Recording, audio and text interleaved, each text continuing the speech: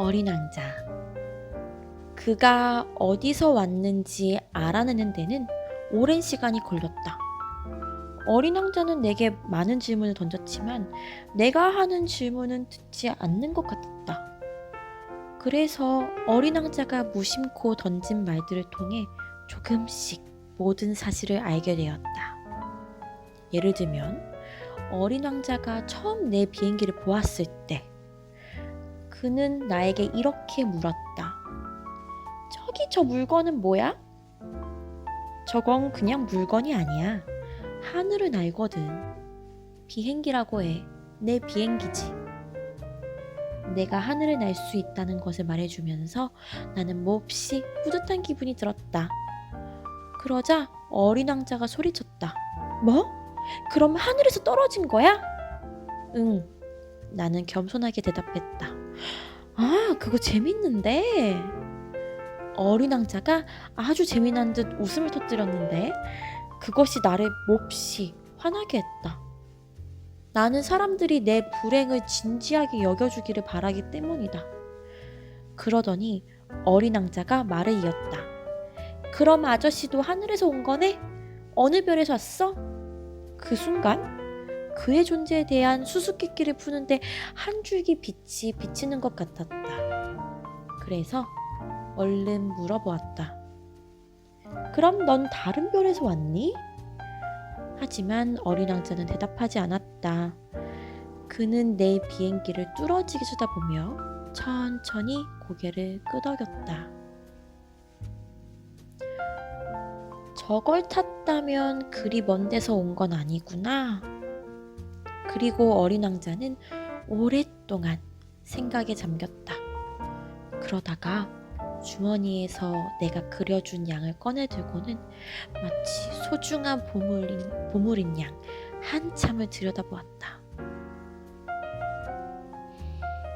다른 별이라는 그 알듯 모를 듯한 말이 내 마음에 얼마나 걸렸는지 상상할 수 있을 것이다.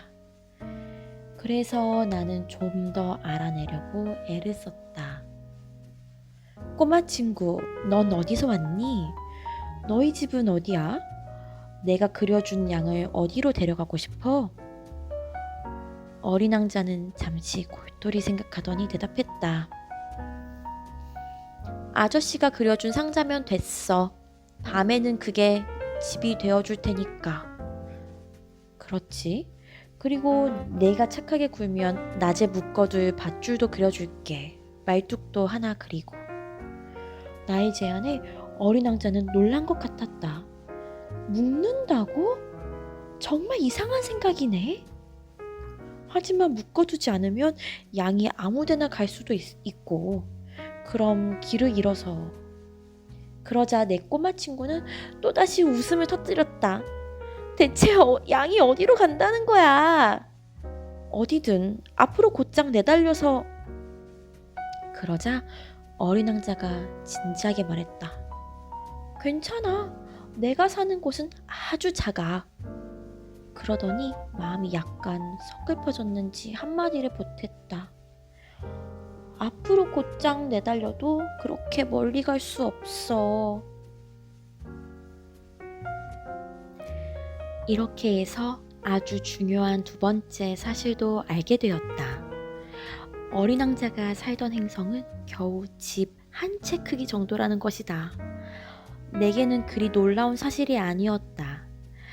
나는 이미 사람들이 지구, 목성, 화성, 금성 같은 이름을 붙인 큰 행성 말고도 수백 개의 별들이 있고 그 중에 몇몇은 너무 작아서 망원경으로도 보기 힘들다는 사실을 알고 있었다. 어떤 천문학자가 그런 별 중에 하나를 발견하면 그는 이름 대신 번호를 매긴다. 예를 들면 소행성 325 이렇게 부르는 것이다. 나는 어린 왕자가 떠나온 행성이 소행성 비유길리라고 믿는데 거기에는 그럴 만한 이유가 있다. 이 소행성은 1909년에 터키 천문학자에 의해 망원경으로 딱 한 번 발견되었다. 그는 세계 천문학회에서 자신이 발견한 사실을 멋지게 증명해 보였다. 하지만 사람들은 그가 입은 옷 때문에 그의 말을 믿지 않았다. 어른들은 그런 식이다. 소행성 비유길리의 명성을 위해서는 다행스럽게도 터키의 한 독재자가 국민들에게 사형당하고 싶지 않으면 유럽식으로 옷을 입으라는 명령을 내렸다. 덕분에 그 천문학자는 1920년에 아주 세련된 차림새로 다시 발표를 했다. 그러자 이번에는 모든 사람들이 그의 견해에 동의했다. 내가 여러분에게 소행성 비유길리에 관해 이렇게 자세히 얘기하고 번호까지 알려준 것은 모두 어른들 때문이다. 어른들은 숫자를 좋아한다. 만일 여러분이 어른들에게 새로 사귄 친구에 대해 이야기한다면 어른들은 중요한 것은 절대 묻지 않을 것이다. 어른들은 절대 이렇게 묻지 않는다. 그 친구 목소리는 어떠니? 어떤 노래를 좋아해? 그 친구는 나비를 수집하니? 그 대신 이렇게 묻는다. 그 애는 몇 살이야? 형제는 몇 명이고? 몸무게는 얼마니? 그 아이 아버지는 얼마나 버신데? 그래야만 그 아이에 대해 안다고 생각한다. 붉은 벽돌로 지어진 예쁜 집을 봤어요. 창가에 제라늄 화분이 놓여 있고 지붕에는 비둘기가 있고요. 어른들은 이렇게 말해주어도 그 집을 눈앞에 떠올리지 못한다. 그들에게는 이렇게 말해야 한다. 10만 프랑짜리 집을 봤어요. 그제야 어른들은 외칠 것이다. 오, 정말 멋진 집이구나. 마찬가지로 어른들에게 어린 왕자가 존재했다는 증거는 그가 정말 귀엽고 잘 웃었고 양 한 마리를 갖고 싶어 했다는 거예요. 양을 갖고 싶어 한다는 건 그 사람이 존재한다는 증거잖아요. 라고 한다면 어른들은 어깨를 으쓱 하고는 여러분을 아이 취급할 것이다. 하지만 어린 왕자가 온 별은 소행성 비유길리예요 라고 한다면 어른들은 그제야 알겠다는 듯이 더 이상 질문으로 괴롭히지 않을 것이다. 어른들은 그런 식이다. 하지만 그들을 원망해서는 안 된다. 아이들은 어른들을 아주 너그럽게 봐주어야 한다. 그러나 인생을 잘 아는 우리에게는 숫자가 그리 중요한 것이 아니다. 사실 나는 이 이야기를 동화처럼 시작하고 싶었다. 이렇게 말이다. 옛날에 어린 왕자가 살고 있었어요. 자기보다 조금 더 큰 별에 살던 왕자는 친구를 사귀고 싶었어요. 인생을 아는 사람들에게는 이렇게 말하는 것이 훨씬 더 사실적일 것이다. 나는 사람들이 내 책을 가볍게 읽지 않았으면 한다. 이 추억을 이야기하는 것은 내게 무척 슬픈 일이다. 내 친구가 자신의 양을 데리고 떠난 지 벌써 6년이 지났다. 여기에 그 친구에 대한 이야기를 애써 풀어놓으려는 것은 그를 잊지 않기 위해서다. 친구를 잊는다는 것은 슬픈 일이다. 모든 사람들에게 친구가 있는 것은 아니다.